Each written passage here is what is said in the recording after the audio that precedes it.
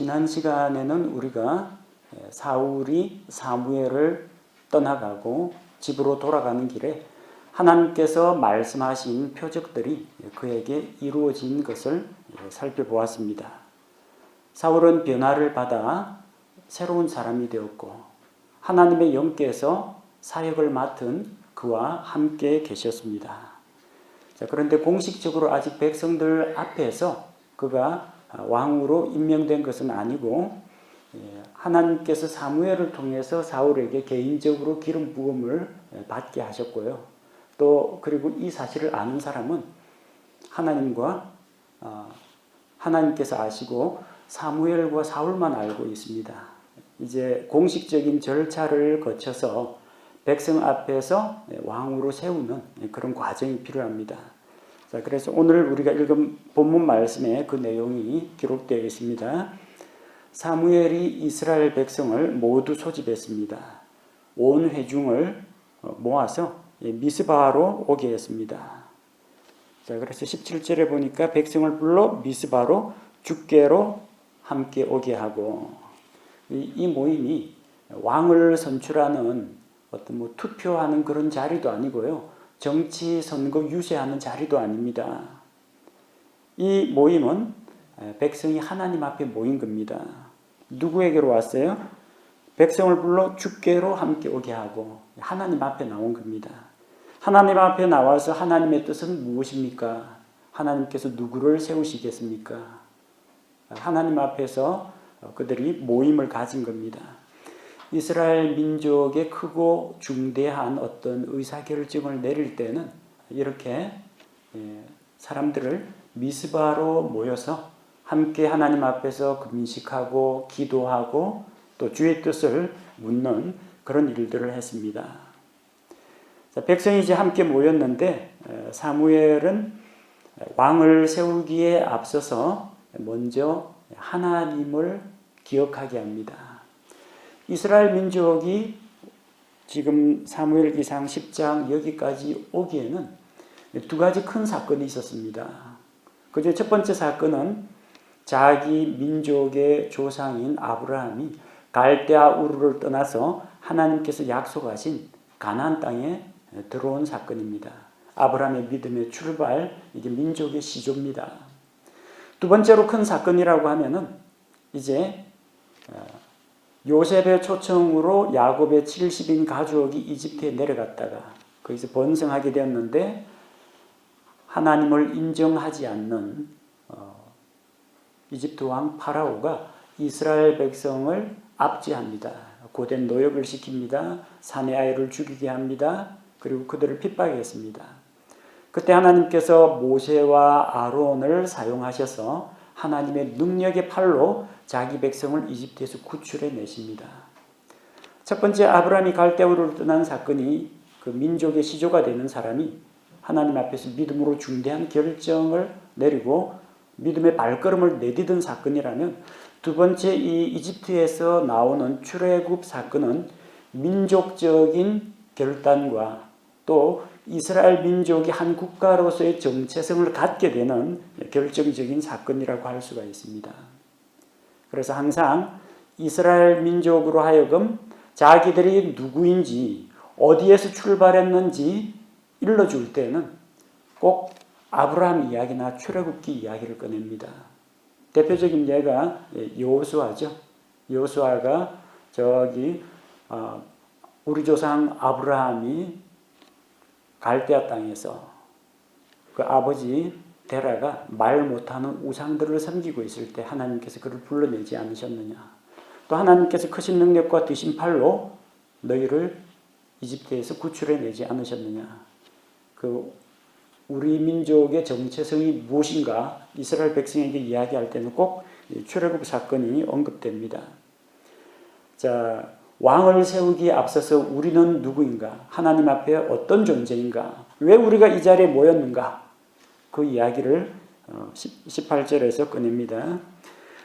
주께서 이스라엘을 이집트의 압제에서 벗어나게 하셨다.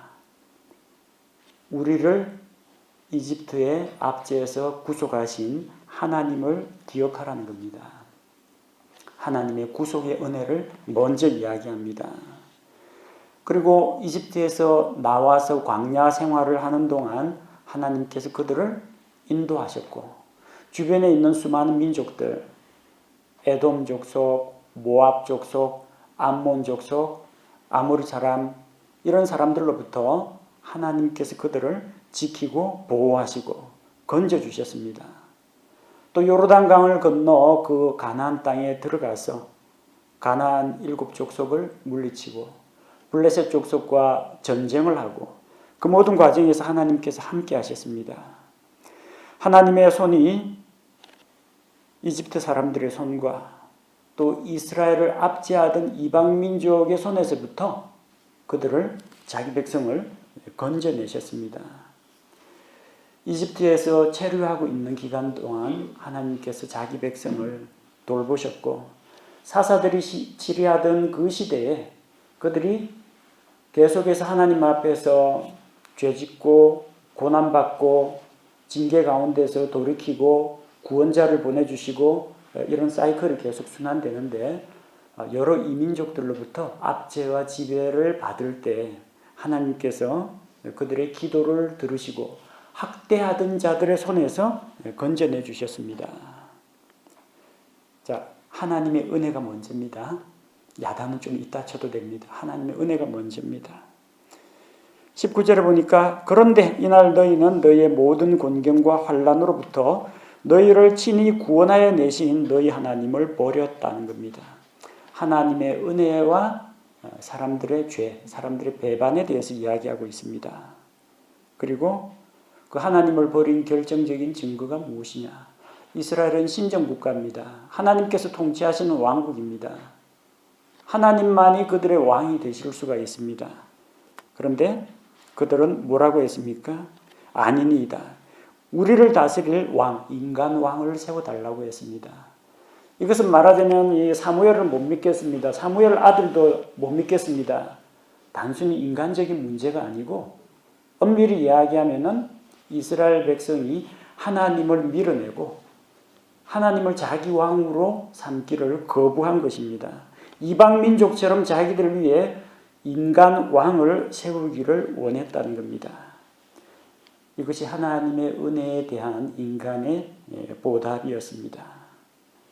자, 그럼에도 불구하고 하나님께서 그들에게 어디 사람을 왕으로 세우는 것과 하나님이 너희의 왕이 되는 것 가운데 어느 것이 너희에게 더 큰 행복과 만족을 주는지 그들로 하여금 한번 겪어보게 하셨습니다.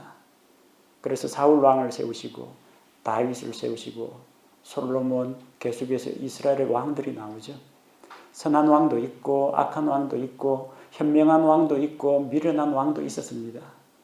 그러나 한 가지 공통점은 그들은 다 연약한 사람이었고 하나님 앞에 부족한 점이 있는 사람들이었다는 것과 언젠가는 목숨이 끊어지면 흙으로 돌아가는 사람에 불과했다는 거예요.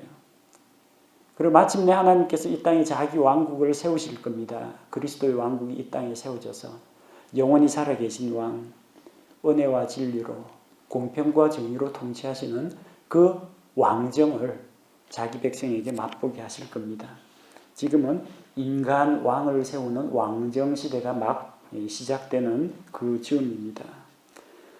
하나님께서는 이스라엘 백성의 그런 요구를 들어주시고 왕을 세우겠다 하셨습니다. 자, 그런데 왕을 어떻게 세우느냐? 이 이스라엘 백성 가운데 여러 지파가 있고 수많은 사람들이 있는데 누구를 왕으로 세울 것인가? 각 지파에서 선거인단을 뽑을 것인가? 아니면 왕이 되기를 지망하는 사람이 후보자로 나와가지고 정치 연설을 할 것인가? 하나님의 방법은 그런 것이 아니었습니다. 하나님의 뜻을 묻는 방법으로 하나님께서는 일반 세상 사람들은 아마 이런 이야기하면 비웃을 겁니다. 제비뽑기를 사용했습니다. 우리는 성경 말씀을 통해서 제비뽑기가 하나님의 의사결정 방법 중에 하나라는 걸 믿고 있습니다만 이 세상 사람들에게 대통령 뽑는데 추첨으로 뽑읍시다 하면 다 비웃을 겁니다. 부산시장 뽑는데 제비뽑기 하자고 하면은 그러다가 진짜 자격 없는 사람이 되면 어떡하나. 나이나 연륜이나 정치 철학이 맞지 않는 사람이 되면 어떡하나 사람들 다 걱정할 겁니다. 근데 이 당시에는 이스라엘은 하나님께서 다스리는 왕국이었기 때문에 하나님께서 그 제비 뽑기의 운명까지도 우연과 확률까지도 하나님께서 통제하실 수가 있다는 겁니다. 백성을 나아오게 했습니다. 지파별로 수천 명씩 나아오게 했고 너무 많잖아요. 그럼 이제 가려야 됩니다. 이스라엘 지파들 가운데서 어느 지파에서 하나님께서 왕을 세우시겠습니까? 그래서 여러 가지 표시가 되어 있는 뭐 쪽지로 했는지 아니면은 뭐 줄이나 뭐 심지로 했는지 해갖고 각 지파 대표들이 딱 뽑았겠죠. 제비를 뽑았더니 베냐민 지파가 뽑혔습니다. 또 베냐민 지파 안에도 이제 각 가문들이 있죠. 베냐민의 아들들 또 그들에게서 난 또 아들들 각 가문들이 있는데 그 각 가문의 우두머리들이 나와가지고 가족 단위로 제비 뽑기를 했습니다. 마드리의 가족이 뽑혔습니다. 더 내려가서 마드리 아들들 가운데서 뽑으니까 기스의 아들 사울이 뽑혔습니다. 사실 이거는 벌써 하나님께서 사울을 왕으로 세우겠다고 작정해 두신 겁니다.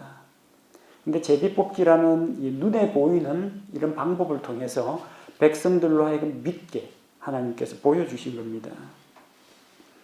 우리가 생각하길래 제비뽑기 영어 성경 랏이라고 나오죠. 랏. 우리가 말하는 로또 이야기입니다. 복권 이야기, 복권. 순전히 운입니다. 이거 확률입니다. 우연히 일어날 수도 있는 겁니다. 누가 뽑힐지 아무도 몰라요. 이런 제비뽑기가 성경적인 방법인가? 근데 구약시대에는 하나님의 뜻을 알기 위해서 제비뽑기로 의사결정한 사례들이 꽤 많이 나옵니다. 대표적인 것만 하더라도 우리가 지난번에 출애굽기 다루면서 봤죠? 제사장이 입는 그 에봇에 판결의 흉패가 달려있죠. 이스라엘의 12아들들 이름이 각 보석에 새겨져 있고 거기에 두 겹으로 된 주머니예요. 그 두 겹으로 된 주머니 안에 우림과 둠밈을 넣었습니다.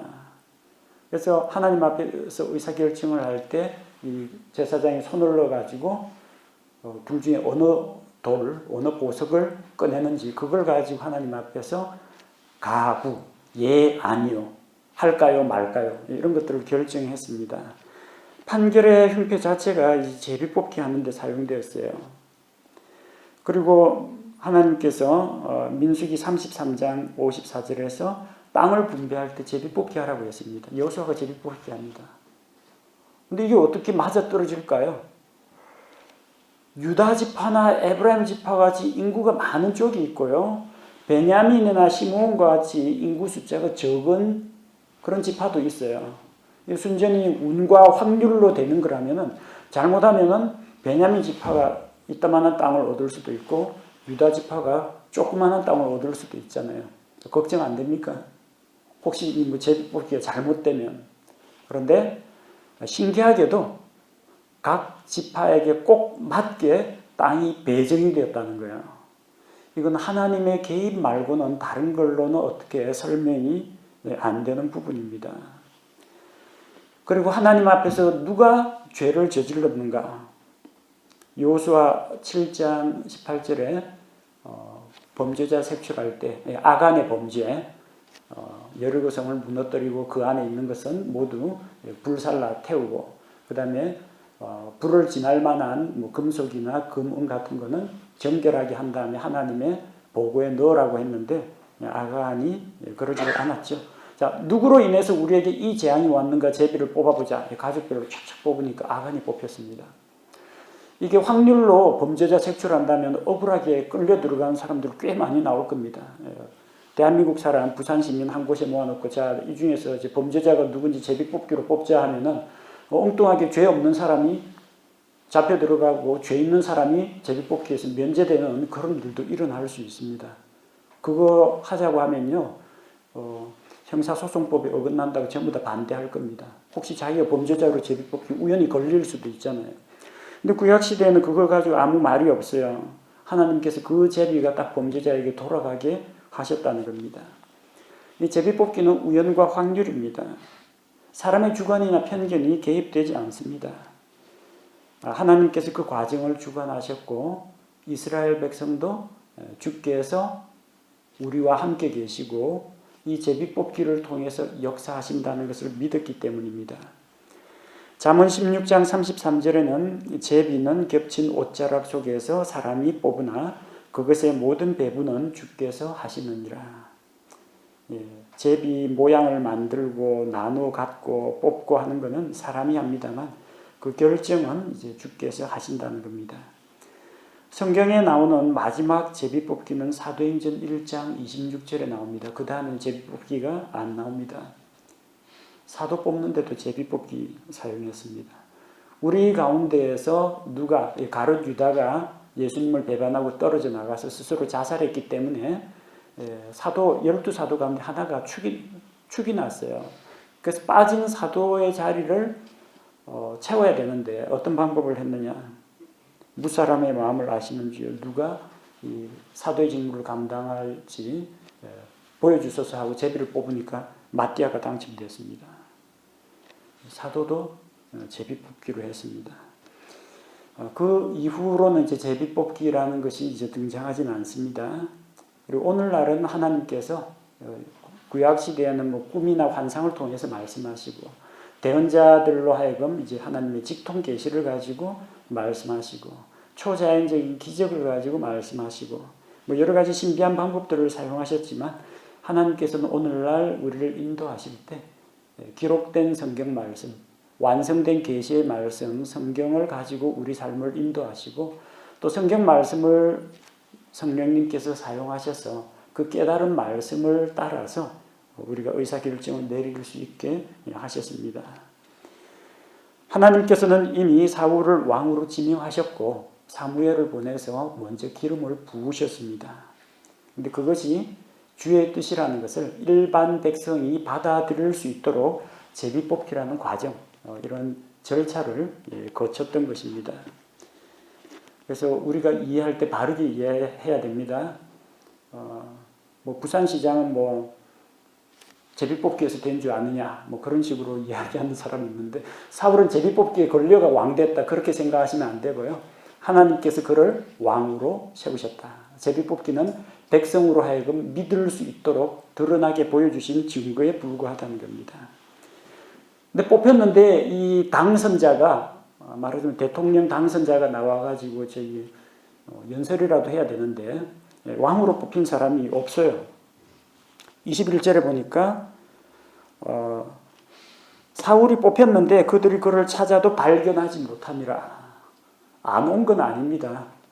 이미 사무엘하고 약속을 해서 이제 다 모인 자리에서 공개적으로 왕을 발표하기로 했는데 사람들이 찾아도 발견하지 못합니다.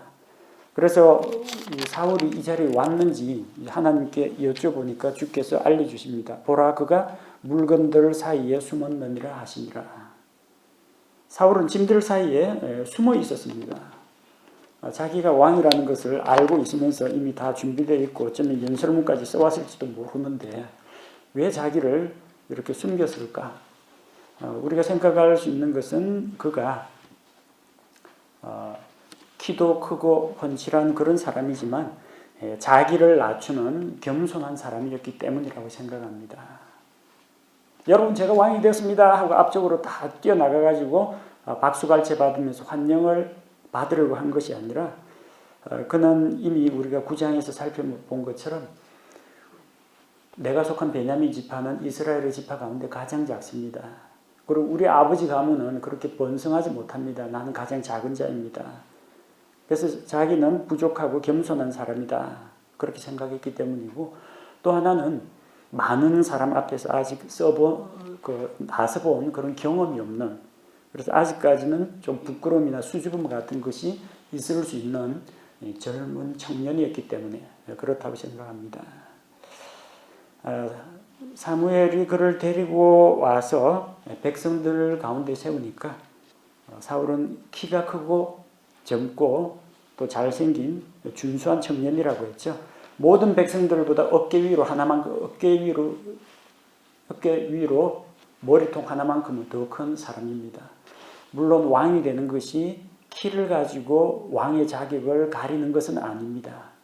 그러나 백성에게 믿음을 줄 만한 건장한 청년이었고 뭔가 강하고 리더십이 있어 보이는 그런 사람이었다는 겁니다.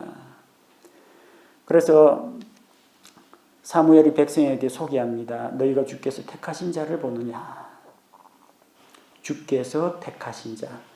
사울이라는 청년을 너희가 제비 뽑은 사람을 보느냐 그렇게 이야기하지 않습니다. 주께서 택하신 자를 보느냐. 사울은 제비 뽑기로 당첨된 게 아니고요. 왕으로 당첨된 게 아니고요. 하나님께서 그를 세우셨다는 겁니다. 백성은 이 사실에 대해서 인정했습니다. 그리고 백성이 국왕폐하 만세, 왕의 만세를 불렀습니다. 이것은 하나님께서 세우신 왕을 자기들의 왕으로 인정한다는 이야기입니다. 그리고 백성의 그런 인준 과정을 거쳐서 이제 25절에 공식적으로 선포합니다. 하나님께서 이날 너희가 그렇게 요구하던 왕을 세우셨다. 그 왕을 보라. 앞으로 왕은 이러이러하게 행할 것이고 너희는 왕에게 이렇게 대접해야 한다. 그 왕국의 법도 왕국의 규범에 대해서 이야기합니다. 여기 왕에 대한 왕국의 규범에 대해서 상세한 건 묘사가 되어 있지 않습니다만 이거 왕국의 규범을 어느 날 갑자기 사무엘이 무슨 헌법을 만들어 왔을 리는 없고요. 아마도 모세 율법에서 따왔을 겁니다. 모세 율법 가운데 신명기 17장 14절에서 20절을 보면은 왕을 세울 때의 규례가 나옵니다. 너희가 그 땅에서 왕을 세우려거든 이방인을 왕으로 세워서는 안 된다. 반드시 너희 형제들 가운데에서 이스라엘 백성 가운데에서 세우라고 했습니다. 이스라엘 백성은 이방인들이 자기들 위에 군림하는 것을 원치 않습니다. 그래서 저 에돔 사람의 헤롯이 이스라엘을 지배할 때도 로마 황제가 이스라엘을 지배할 때도 그들이 그렇게 거부했던 것이 바로 그런 문제입니다. 하나님 외에는 우리에게 왕이 없다. 이방인은 우리의 통치자가 될 수 없다고 이 율법의 말씀 그대로 믿은 겁니다. 왕은 반드시 이스라엘 백성 가운데서 세워야 합니다. 그리고 왕이 하지 말아야 할 것 세 가지가 나오죠. 왕은 말을 많이 늘리지 말라. 당시에는 이제 넓은 목초지가 있는 이집트에서 가축을 대량으로 키웠습니다. 그래서 저 북쪽에 있는 시리아 사람들도 말을 구하려면 이집트 가야 구할 수 있어요. 근데 하나님께서 자기 백성을 이집트에서 데리고 나오면서 뭐라고 말씀하셨어요? 너희가 다시는 그 땅으로 돌아가지 말라고 했습니다. 근데 말을 사러 거기까지 가버리면요. 하나님의 말씀을 어기는 게 됩니다. 또 말이 많으면 뭐합니까? 그와 전쟁하겠죠. 전쟁에서 누가 죽습니까? 백성이 죽습니다. 그러니까 왕은 자기 세력을 떨치려고 외국 군대와 전쟁을 하고 또 도움을 구하러 이집트로 내려가고 이거 하지 말라는 이야기입니다. 두 번째는 아내를 많이 두지 말라고 했습니다. 많이 두지 말고 두세 명만 두느냐. 성경적인 원리는 창세기 2장에 나오는 것처럼 한 남자가 한 여자와 만나서 결혼하는 것이 성경적인 방법입니다. 역대 우리 사무엘기, 열왕기 기록들 읽어보면은 아내를 여러 두는 바람에 여러 왕들이 문제가 많이 생깁니다. 작게는 아내들 간의 갈등이고요.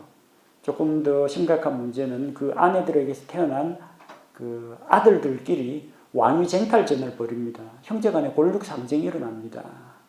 그런 문제가 있고요. 조금 심각한 문제는 만약에 이방 여인을 아내로 얻어가지고 이방 여인들을 그냥 정략 결혼, 자기 첩으로 맞이하면요. 꼭 들어올 때 자기 나라 우상을 갖고 와서 우상 숭배를 하고 백성에게 우상 숭배 가르칩니다. 그래서 아내를 많이 두지 말라는 거예요. 그 다음에 은금을 많이 모으지 말라고 했습니다. 은금을 많이 모으려면 어떻게 해야 됩니까? 백성에게 세금을 많이 걷으면 됩니다. 왕이 설마 광산에 가서 일하거나 물고기 잡으러 다니거나 땅을 팔 리는 없고 결국은 백성이 주는 것인데 백성한테 세금을 많이 걷어야 된다는 거예요. 자, 하지 말라는 거 세 개 다 한 왕이 있죠. 솔로몬 왕입니다. 말들을 이집트에서 때로 한두 마리가 아니에요. 때로 값을 매겨가지고 사오고 또 말도 또 시리아 왕국에 또 말을 또 수출했어요. 나중에 그 말발굽에 이스라엘이 짓밟히긴 합니다만 아내를 많이 두었습니다. 1000명. 이름이나 다 기억할지 모르겠습니다. 이방의 왕비들이 나중에 솔로몬이 나이 많아 늙었을 때 그의 마음을 유혹하고 해서 같이 우상숭배에 빠집니다. 솔로몬뿐만 아니라 이스라엘 백성에게 우상숭배가 보급이 됩니다. 솔로몬 당시에 은을 귀한 것으로 여기지 않았습니다. 길가의 돌처럼 흔하게 만들었습니다. 백향목을 이스라엘 안에서 흔하게 만들어버렸습니다. 경제가 발전해서 그러면 좋을 텐데 솔로몬은 저기 배를 보내가지고 저 아프리카 이런 데에서 은을 광산에서 그냥 실어가 날랐어요. 그럼 자기는 은금을 많이 가지고 있어요. 그걸 가지고 백성들이 열심히 농사 짓고 그다음에 열심히 기른 가축들을 돈 뿌려갖고 살 수가 있습니다. 왕은 많은 부를 소유하게 되는데 백성은 먹고 살기 위해서 자기가 가진 것들을 내놓아야 하는 백성의 생활은 궁핍해집니다. 솔로몬은 당시 태평성대는 아니었어요. 당장에 솔로몬 죽고 르호보암이 왕이 되니까 백성이 제일 먼저 한 게 부역을 좀 면제시켜달라, 세금을 좀 깎아달라. 요구사항이 이거 두 가지였어요. 그만큼 생활이 어려웠다는 겁니다. 율법에서 하나님께서 이 세 가지 금기사항을 두었어요. 그럼 뭘 해야 되느냐? 왕은 왕위에 오르거든 레위 사람 제사장 앞에 보관되어 있는 율법책을 한 권 필사해서 평생 자기 곁에 두고 읽으라고 했습니다. 우리 참 성경이 두꺼운 게 아니라 율법책이라고 했으니까 창세기, 출애굽기, 레위기, 민수기, 신명기까지입니다. 또 왕이 직접 필사하는 건 아니고요. 필사를 전담하는 그 레위 사람이 있습니다. 서기관들이 있어요. 그 서기관들이 베껴줍니다. 그러면은 그 율법책의 사본을 가지고 평생 동안 읽어야 됩니다. 글자 그대로 평생 동안 자기 곁에 날마다 읽어야 돼요. 하나님을 두려워하고 마음이 형제들 위해 높아지지 말고 평생 율법의 말씀을 지켜 행하면 그와 그의 아들이 왕위에 있는 날이 장구할 것이다. 하나님이 약속하셨습니다. 그리고 백성에게 다시 들려줍니다. 너희가 왕을 세우게 되면 왕이 너희에게 어떻게 행할 것인가? 왕의 권리와 백성의 의무가 무엇인가? 우리가 사무엘기상 8장에서 이미 살펴보았습니다. 왕은 자기 군대를 모집하기 위해서 너희 청년들을 징발할 것이다. 전쟁이 나면 너희 말과 나귀도 징발할 것이다. 왕이 궁전을 짓고 또 자기 과수원을 가꾸고 논밭을 가꾸기 위해서 백성을 부역에 종사시킬 것이다. 그리고 신하들과 군대 대장들에게 월급을 줘야 되기 때문에 너희들로부터 세금을 걷어들인다. 하나님께 드리는 11조 말고 10분의 1 너희 그 농작물, 너희 가축, 너희 포도즙, 너희 올리브 기름에서 10분의 1을 거두어 갈 것이다. 그래서 왕이 가지는 그 권리와 백성이 마땅히 왕에게 행해야 할 바를 다시 설명했습니다. 그리고 그것을 그들 앞에서 책으로 기록했습니다. 이스라엘 백성은 모두 만족하고 각각 집으로 돌아갔습니다.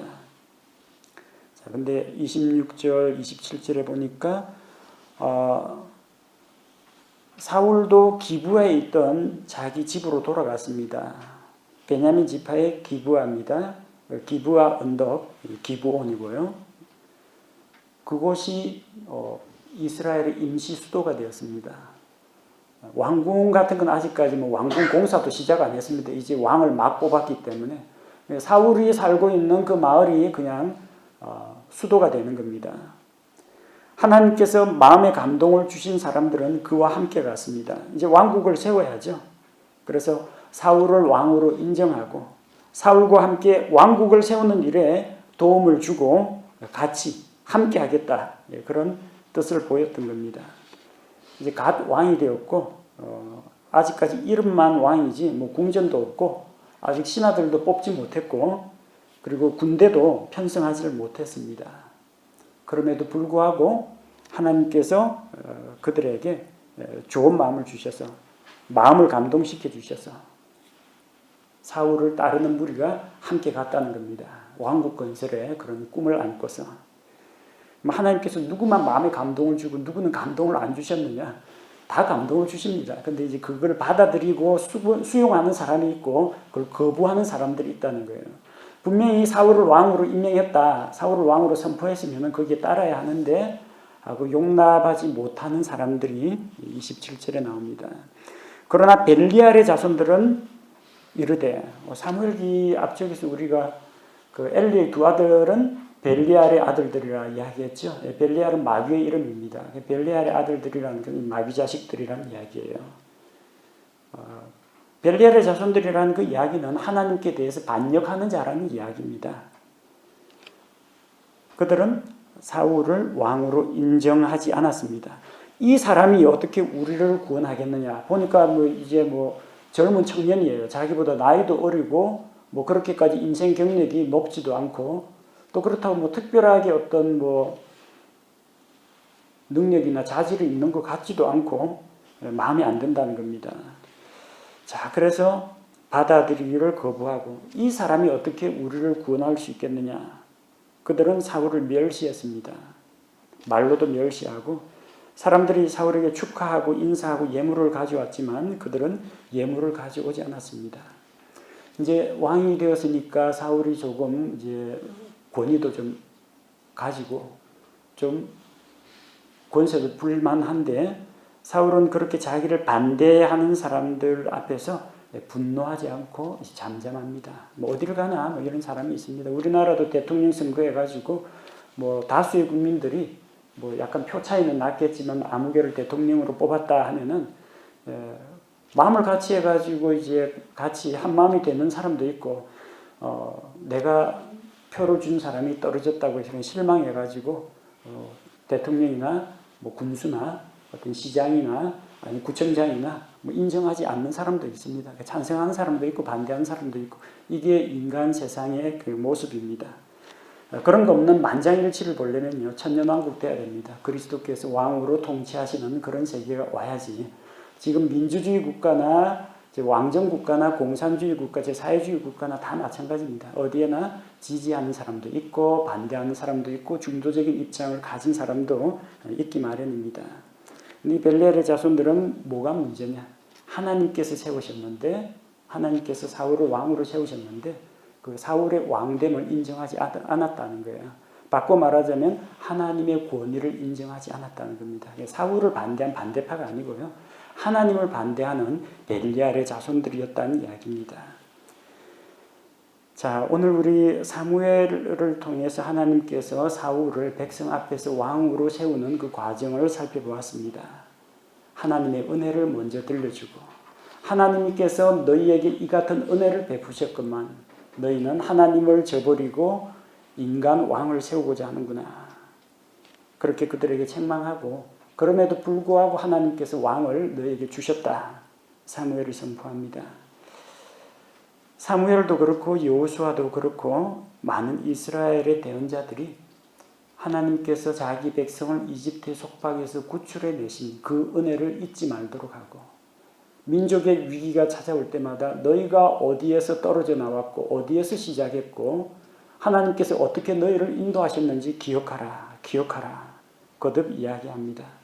우리 역시 마찬가지입니다. 영적인 침체기가 찾아오거나 구원의 확신이 흔들리거나 아니면 앞으로 내가 선택과 결정을 내려야 할 문제가 있을 때는 첫 출발점으로 돌아가야 합니다. 내가 왜 예수님을 믿었던가? 내가 왜 이 길로 들어섰을까? 내가 처음 주님을 만났을 때 그 구원의 감격과 주님에 대한 첫사랑, 그 시기를 항상 기억하고 돌아가야 합니다. 오늘 이 본문 말씀 이후로 이스라엘은 이제 왕정 시대를 맞이하게 됩니다. 하나님께서 허락하셨고 또 적법한 절차를 거쳐서 왕을 세우게 하셨습니다. 왕은 많은 권리를 누립니다. 또 많은 부분에서 무거운 책임도 져야 하는 그런 위치에 있습니다. 그러나 염려하지 않아도 되는 것은 주의 영께서 사울에게 임하시네. 하나님의 영께서 함께 하시면 사울과 같이 낮고 경력이 부족한 사람이라도 하나님의 일을 할 수 있다는 것입니다. 어디를 가나 전 지구상 어디를 가나 반역의 무리는 있습니다. 심지어 천년왕국에서도요. 천년왕국 마지막 때 마귀가 바닥 없는 구덩이에서 올라오면 사람들의 마음을 미혹해서 반란을 일으키는 그런 사건들이 일어납니다. 그러나 결국 모든 것은 예수 그리스도 앞에 무릎을 꿇게 됩니다. 하나님께서 통치하시는 영원한 왕국이 세워질 때 그때는 하나님의 공의가 바로 서게 되고 모든 입이 예수 그리스도를 주라 부르게 되고 물이 바다를 덮은 것 같이 하나님의 영광을 인정하는 것이 온 세상에 가득하게 될 것입니다. 우리는 주님의 영광이 모든 사람들의 입에서 높임을 받으시고 하나님께서 존귀하게 되시는 그런 날이 오기를 기대합니다.